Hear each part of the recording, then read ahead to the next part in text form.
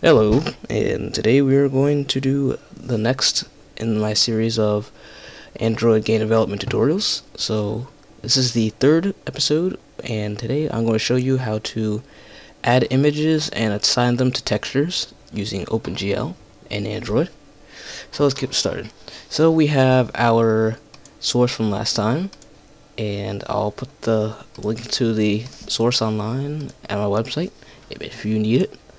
So to start off, we have to make sure everything is right for here, and I don't think we have to change anything here. Everything here looks okay. The main part we'll be changing is in the sprite and I think the renderer. I don't think we need to really change the renderer, actually. This might be a short tutorial. So go into your sprite.java, and we're going to add a new variable that is private float textures, and it's also an array.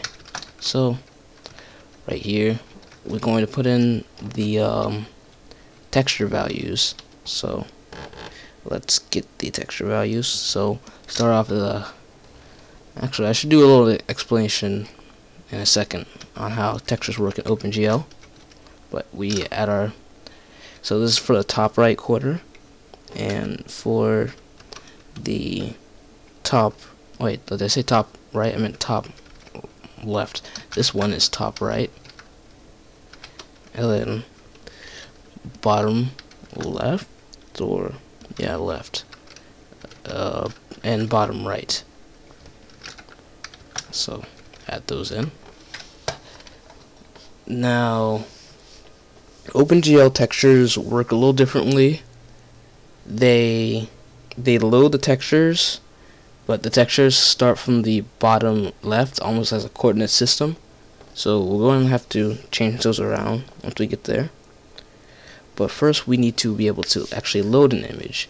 Well, we need to put an image into our project. So let's open up whatever folder you want. I have this ball picture, which doesn't actually say ball, it says bow. Let's change that.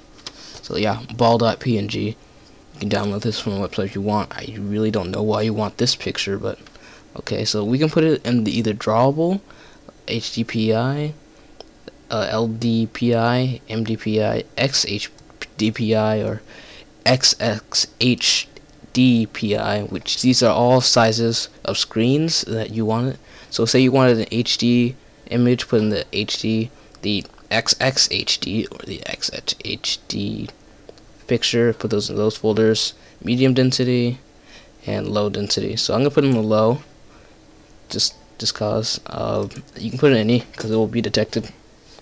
So yes, if we go into our gen folder, you would see this r.java, and it should have right here ball. It gets it and assigns it a little point. Oh yeah, don't modify this. I mean, I don't know why you can't, but oh well. So yes, time to load the image. So what we're going to do is input stream. Now let's do is. Do I have a context? I don't think I do. Yeah, so we need to get the context, actually. What is a context? Context is where we kind of connect with the main activity, so we can access files from over here. So we're going to add a little parameter right here, actually, first. So context ctx, not cctx. Click this thing right here to import context. But we're not done there yet. Go back here, GL renderer. Sprite needs context, so I think the main activity has to pass down the context. So let's GL renderer this, this in between the initializing the GL renderer on the main activity, and down here we're going to do context ctx and import that context. Place the context into that sprite there. So now we've passed down context all the way to here. So now we can do what we were doing before. Input stream is equals CTX, which is that context.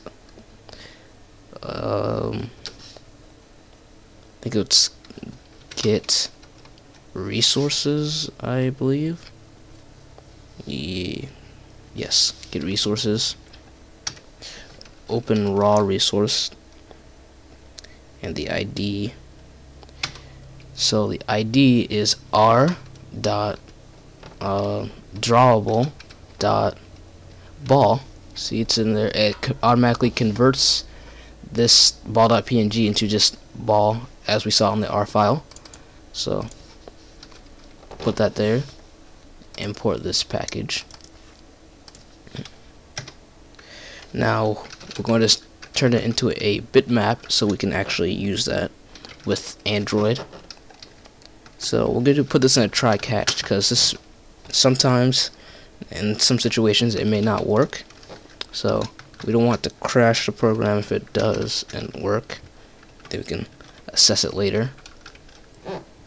And we're going to decode stream is, which is input stream. And now we have a finally clause here.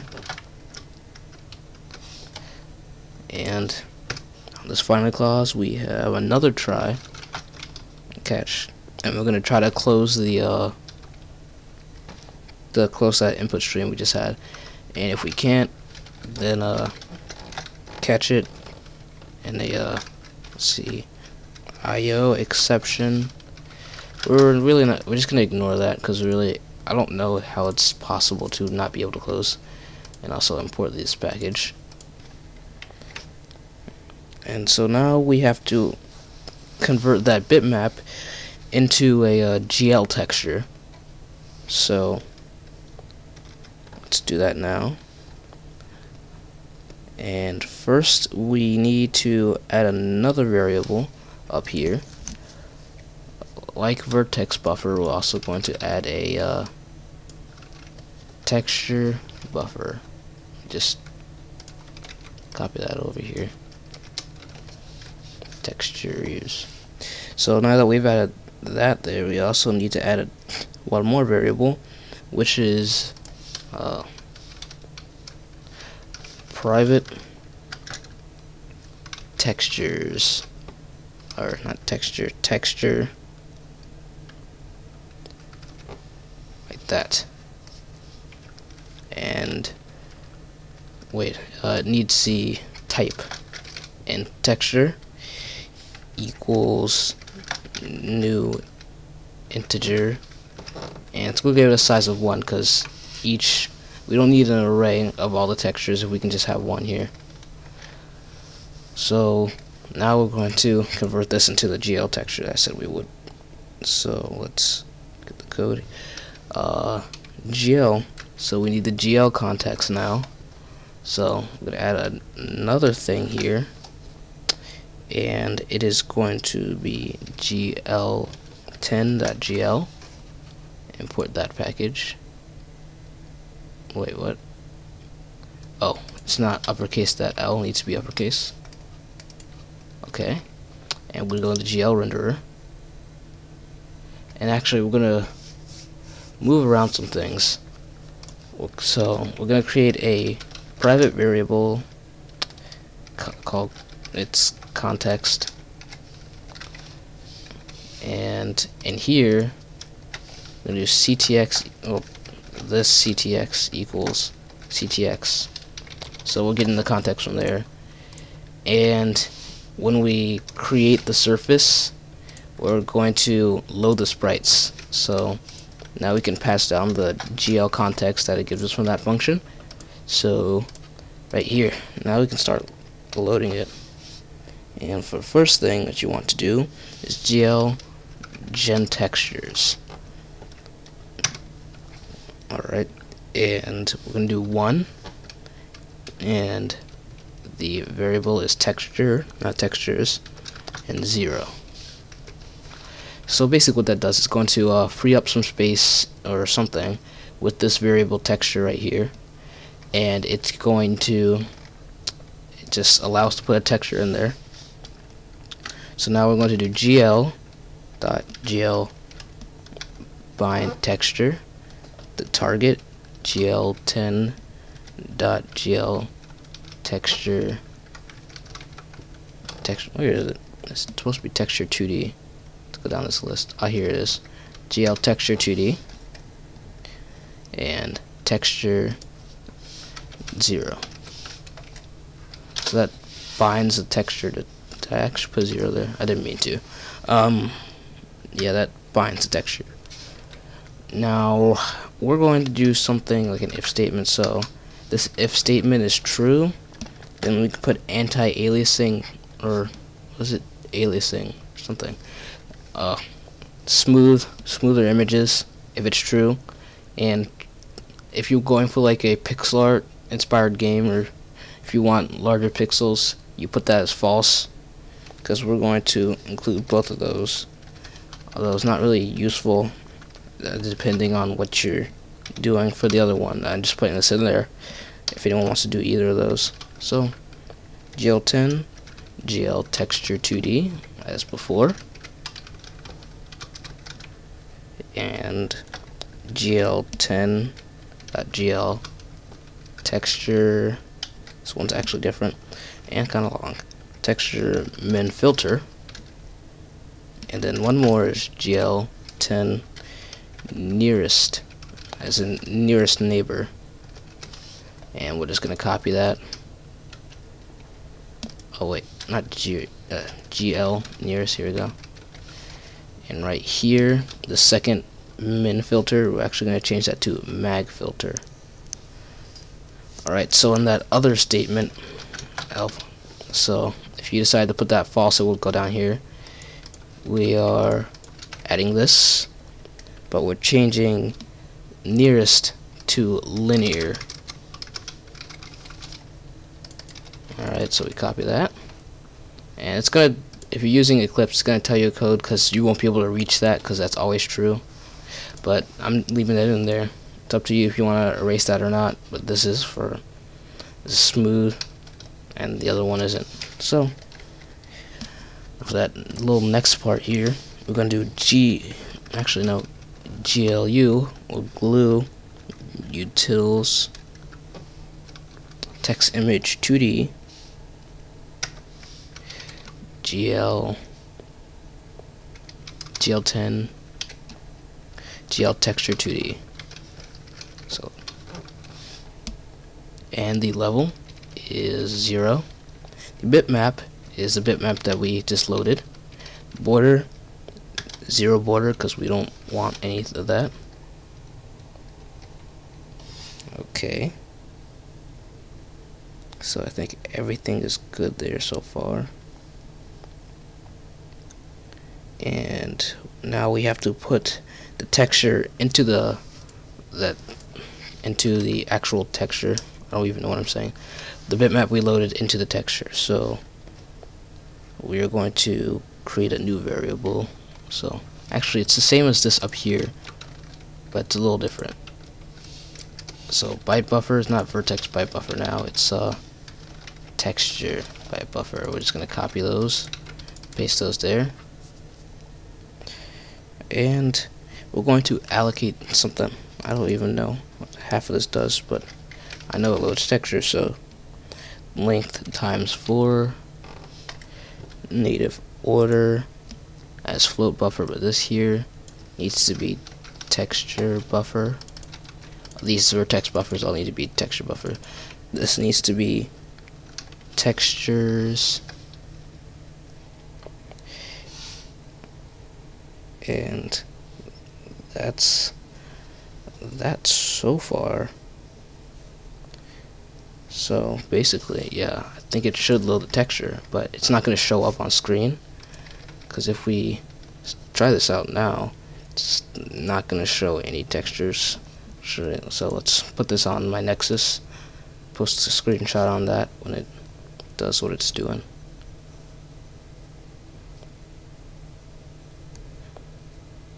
It's launching, installing is running everything, and it stopped because it encountered a problem. So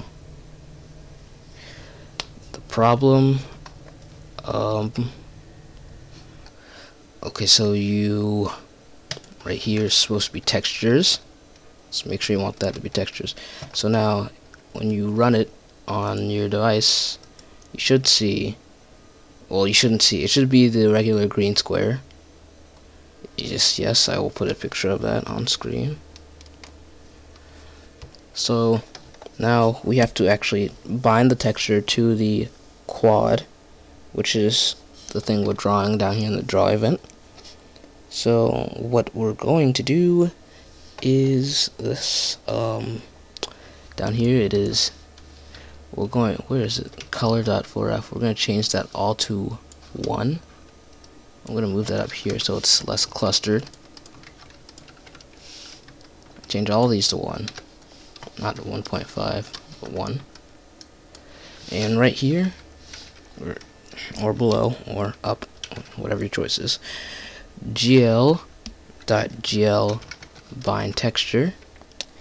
The target is gl10.gl texture 2D, because we have a 2D texture on a 2D image. And we do texture 0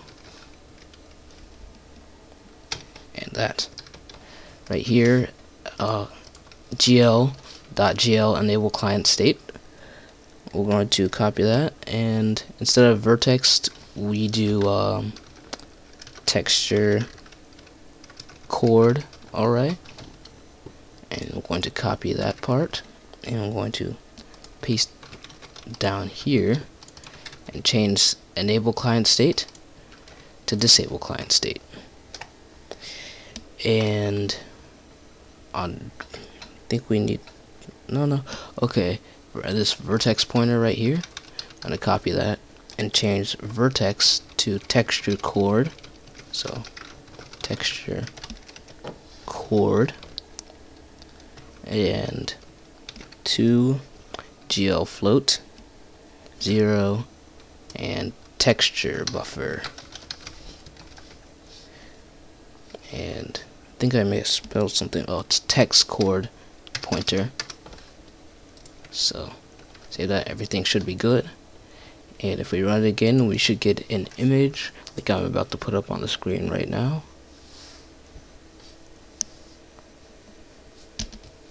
And it is white. That is exactly what I wanted.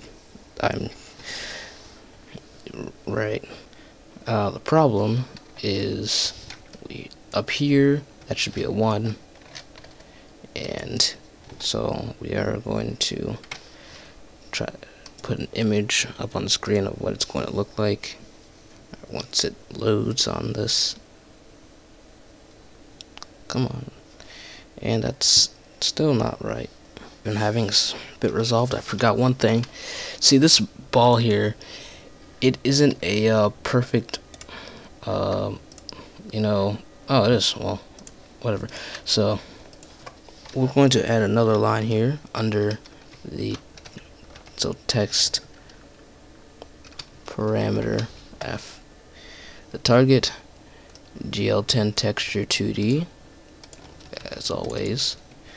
The parameter name is gl10 gl texture wrap.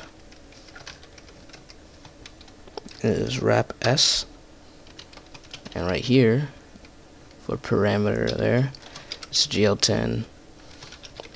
Wait, did I not wrap either?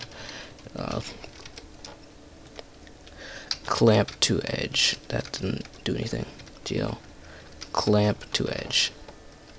So basically what that does, it is it allows for any size texture that you want there. So that's always good.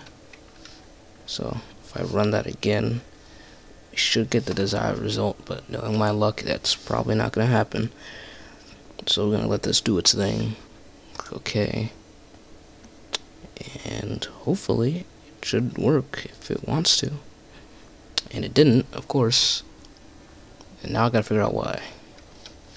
So yes, you should see the white texture. The reason why, because we have not enabled textures on the surface created, which is what I had forgotten. So on the texture, something created, the surface created, GL enable, and what we're going to enable is GL10.GL texture 2D. That is what we have forgotten to enable here. We're also going to enable alpha test, so we can have images with alpha. So alpha test there. And we're also going to add something else here. It is GL alpha function GL10 greater. Well, that's not it. GL10 GL greater. I always do that. And I do 0.01f. Basically, it says if it is, oh wait, Windows Update. If it is greater than 0.01, then show it. If it's not, then don't show it. Basically, yeah. GL enable GL10 blend GL underscore blend, and that's also enabled. What else? GL, wow, there's a lot here. GL blend function GL10.GL source alpha, and then GL10 GL1 minus source alpha. That shouldn't give me any good arrow. GL, why am I disabling depth F? I don't know. Okay, so this is what it should be. So now if we do this, we should get the image like it is on screen when I put it up. Oh, whoops. What just happened there? Okay, so we're gonna, when it shows up on the device, I'm going to show it up. And so right there in the top of the corner, you see the ball. Yep, that worked. And yeah, I'd like to thank you for watching. That was awful. It feels like this was too long, but I'll cut some of this down in post. So, see you next time.